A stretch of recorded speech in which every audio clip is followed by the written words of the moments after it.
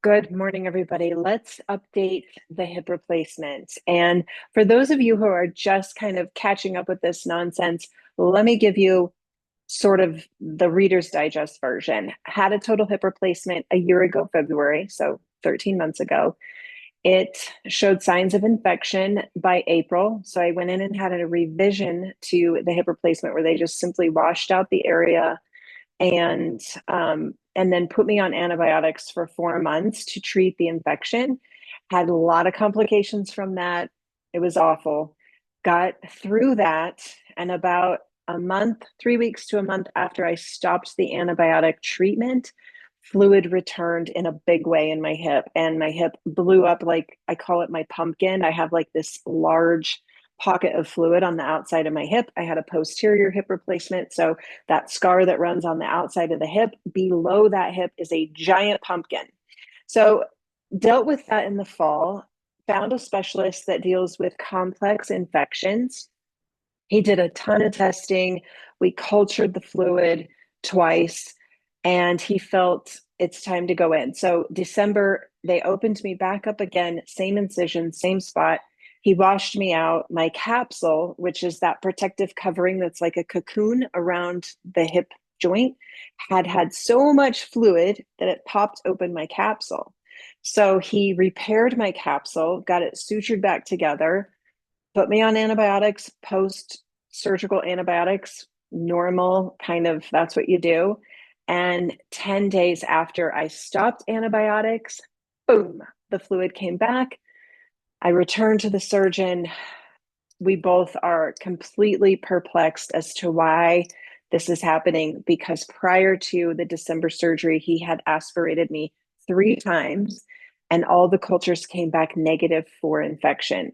So that's where I was at December, started having fluid build in January. I went to see my surgeon the end of January, early February of this year, and he did another MRI just to look at the tissue. And unfortunately, the joint capsule, again, boom, exploded from the volume of fluid in my leg. And not just my joint capsule popped, but the IT band, which runs from the hip to the knee, which is a really thick and fibrous kind of piece of tissue. It's often very tight. We feel it when we stretch. We have a sort of an internal slant. We feel it along the outside of the leg. Foam rolling is what people often foam roll their IT band because it's tight. The IT band actually popped as well because there was so much fluid.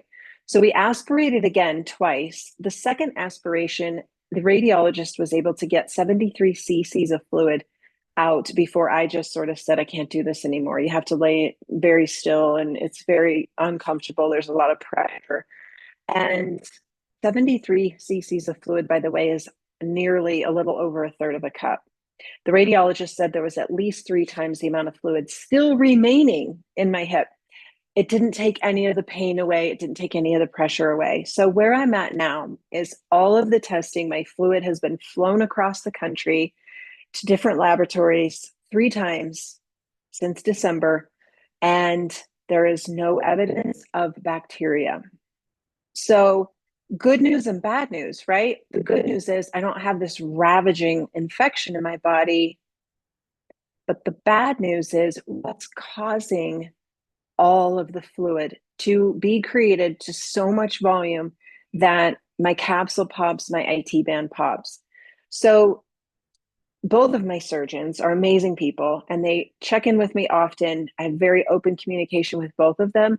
They both feel that even though the laboratories have not been able to identify a specific bacteria symptom wise, I I present as infected. I present as somebody who is dealing with a very persistent joint infection. However, the treatment at this point would be to go in and pull out the implant, which my surgeon has told me twice is an all day job.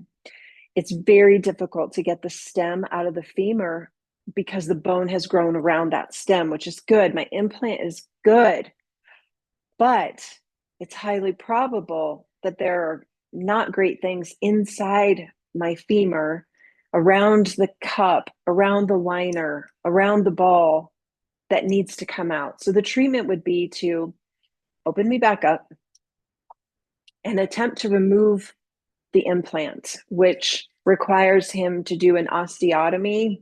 Sounds like a big word, basically cutting my femur open to create sort of a little door that hinges the femur open, and he can have access to the stem and ship it out with lots of tools. And he said it's a horrendous process. There's a lot of blood loss. It's a long surgery.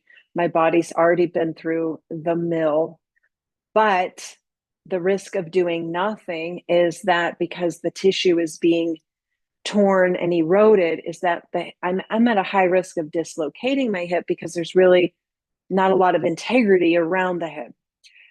So there's that risk. If it is a persistent infection, there's that risk that it's traveling in my body.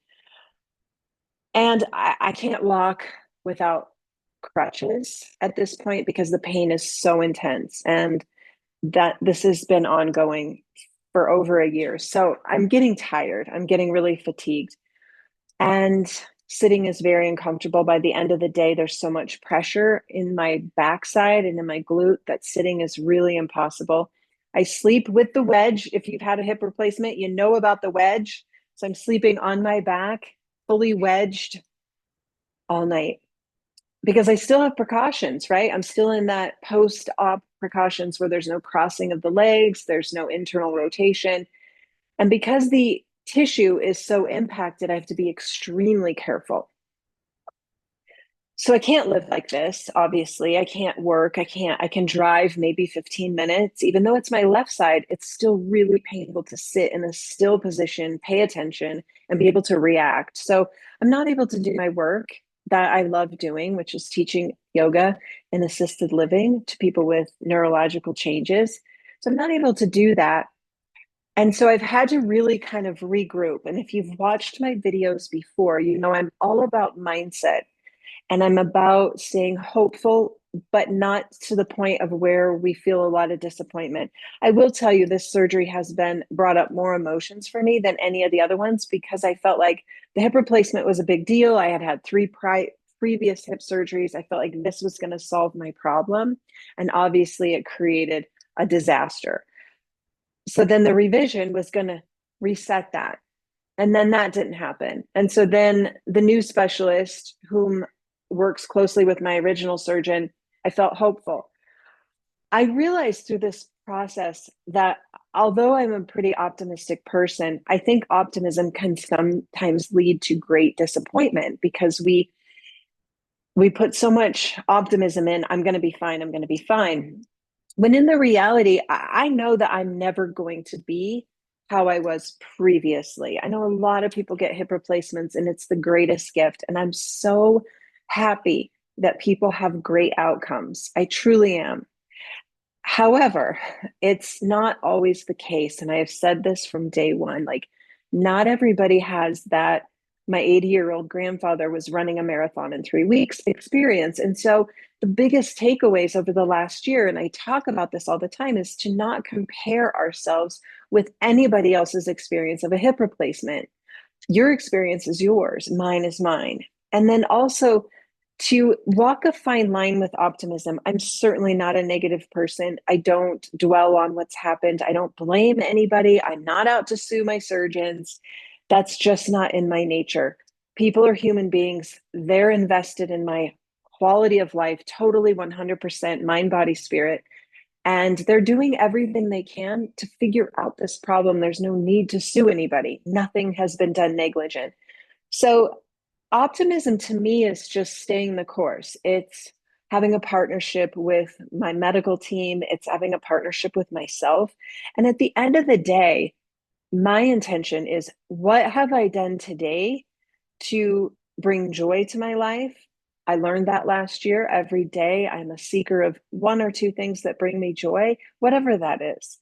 And then I'm just staying the course. I get up every day, and I talked about this in my previous videos about recovering from something hard. Now, if I laid around in my pajamas all day, I didn't brush my hair, I didn't put lipstick on, and I just lollygagged all day, I know for me, that would put me into a deep state of depression. So I get up every day, I do my hair, I put on some lipstick, and I go about my life as if, what am I going to do today to bring me joy, to make a difference in the world, to inspire myself, my family, my friends? Not that I have this intention to be the end all. I don't want to bring people down. I'm going through something really hard. It's incredibly hard. But if I dwell on how hard it is, that's no good for anybody. So if I can dwell on joy and creating and showing up to the best of my ability, then I might just give people the space to do the same. So what I've been doing to bring joy is I've been baking a lot, even though baking requires standing, but I'm able to do it. I could take breaks. Like if you're proofing bread, you get to sit, right? And so making a lot of bread, giving it away because it's joy, starting to sell a little bit of bread because it's love. I put a lot of love into each loaf. I've been crocheting hats for the people in my community that have less than me, that are cold, that live on the streets, and making bread and hats for people that have less. I found a great organization that I'm able to give those things to every other week or so. And that makes me feel like I'm still serving, because I think our truest human nature is to serve. It is to do good for others. And that's how I'm serving right now. I'm not able to teach yoga to people with dementia, but I'm able to assist people in a different way. And that makes me feel really good. So as of right now, I just got an email from my surgeon, and he's going to meet with some of his colleagues around the country that deal with really hard, complicated things and present my case on my behalf. So I'm getting like 6 second opinions, which is pretty cool. And he's as frustrated as I am. It would have been a great thing to just be able to say, oh, yes, now we have a target. We're going to get rid of that hip and we're going to treat your infection. And this is going to be in your past. But right now, there's no specific target to treat. And so rather than taking a giant risk that he removes my hip, we treat a broad infection, this will do it again. And he does not want me to have to ever experience this again. So he wants to be very diligent with making sure that we have the target. So that's where I'm at. And I started taking all my videos on YouTube and putting them into podcast form if it's one of my talks. And that's been fun and joyful. And that's about it. So baking, crocheting, talking, that's what I'm up to. So I'll keep you posted when I have a direction that I'm going with my hip. I'll let you know. And until then, consider the possibilities of optimism mixed with reality, mixed with hope and service. Try it. All right. Have a great day. And I will see you soon. I will update you when I know something. Thanks for hanging with me for the last year or so. Take care.